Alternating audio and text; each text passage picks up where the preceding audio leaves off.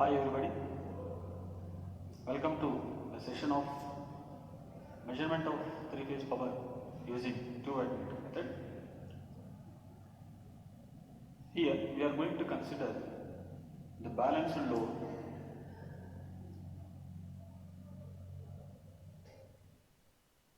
The load per phase is considered as Z,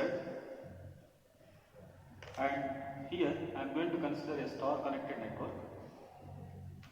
The two wattmeters connected here are W1, which is connected in phase B, and W2 connected in phase R. Let me explain you the connections of the wattmeter. The current coil of W2 is connected in R phase, and the potential coil of W2 is connected across R and Y. Hence, the reading of W2 will be equal to wattmeter reading. W2 is equal to the current passing through the current coil IR into the voltage across the pressure coil is V or Y multiplied by cosine of the angle between IR and V or Y. That is how a wattmeter is going to give us the reading. Similarly, if we go for the reading of wattmeter 1, W1, it is connected such that the current coil of this wattmeter is connected in phase B, and the potential coil is connected across B and Y. Hence, the reading of W1 will be equal to IB into VBY multiplied by cosine of the angle between IB and VBY. Here we know that as this is a star connection, IR will be the line current or phase current, VRY is the line voltage. Similarly, IB is the line current or phase current, because in the case of star configuration, line current will be equal to the phase, and VBY is also the line voltage. Here, let us consider the phasor diagram. First of all, I have represented the phase voltages VRN, VYN and VBN, which are at 120 degrees with respect to each other, represented by the orange lines. After that, we know in star connection, the line voltages are going to lead the corresponding phase voltages by 30 degrees. Hence, VRY leads the corresponding phase voltage VRN by 30 degrees. Similarly, VYB leads VYN by 30 degrees, and VBR leads VBN by 30 degrees. So once we represent these voltages, line voltages and phase voltages, it is the time to represent the currents. So here, this current will be IR, this one IY, this will be IB. And let us suppose, for our comfortable, we consider the load as inductive in nature. Hence, all these currents, phase currents, IR, IY and IB, they are going to lag behind the corresponding phase voltages by an angle of phi, where phi is the phase angle, which is referred to the inductive load. So here, I am drawing the currents here.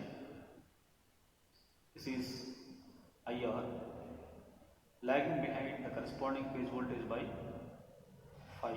Similarly, this will be IY.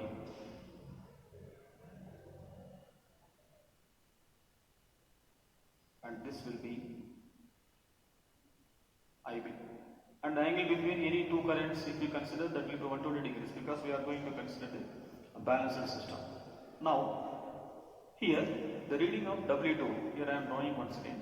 The reading of W2 is given as IR is nothing but the line current IL, and VRY is nothing but the line voltage VL. And now we need to find out the angle between VRY and IL. So VRY is this one, and this is IR. See, this is VRY, and this is IR. The angle between these two is, this is 30 degrees and this is phi. So the total angle in this one will be equal to 30 plus phi. Hence,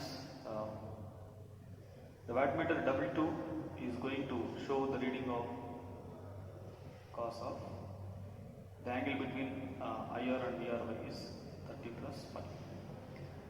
Right? Similarly, when you go for W1 is going to have IB. So this is IB, and VBY.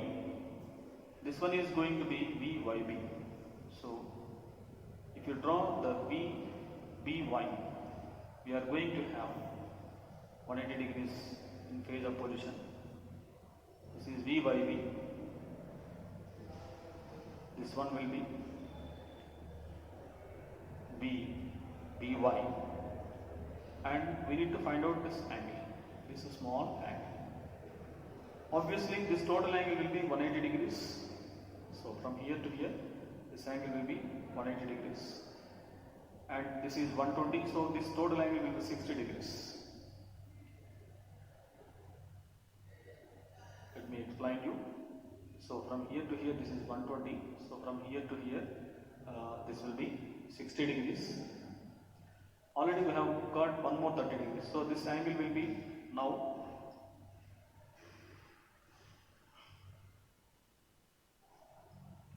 this is phi. So this angle will be 60 minus of 30 plus phi. This angle will be, because this total angle is 60 degrees and this angle is 30 plus phi. So this small angle will be equal to 60 minus of 30 plus phi, that is equal to 30 minus phi.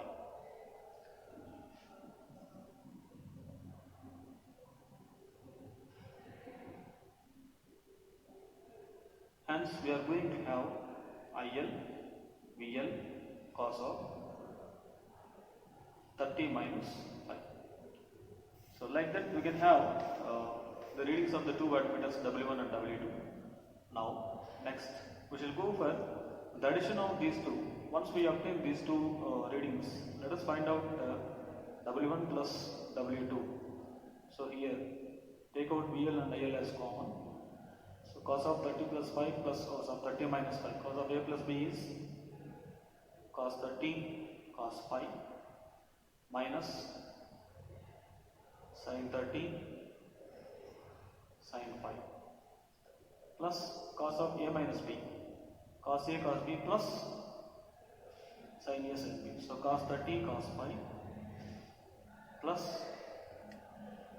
sin 30 sin phi. So here these two are going to get cancelled each other, and we are going to have VL IL into 2 cos 30 into cos phi, and we know cos 30 is root 3 by 2, hence we get this as equal to root 3 by 2 into 2 VL IL cos phi.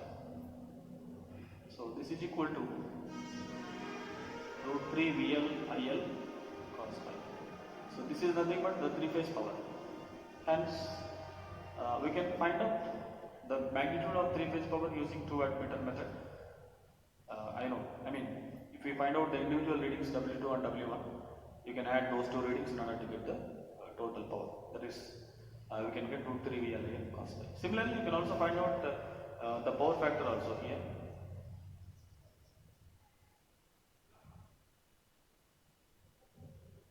Now, let us do W1 minus W2. So this gives rise to VL IL into sin phi. So if you do this here itself, we can get that. So W1 plus W2 is this one, and W1 minus W2 means these two are going to get cancelled each other. So we are going to have 2 sin 30 sin phi, which leads to VL IL sin phi. And once we find out W1 minus W2 and W1 plus W2, so let us do the find out the division of these two. We are going to have W1 minus W2 by W1 plus W2. So VL IL sin phi divided by root 3 VL IL cos phi. So we get tan phi is equal to root 3 multiplied by W1 minus W2 by W1 plus W2.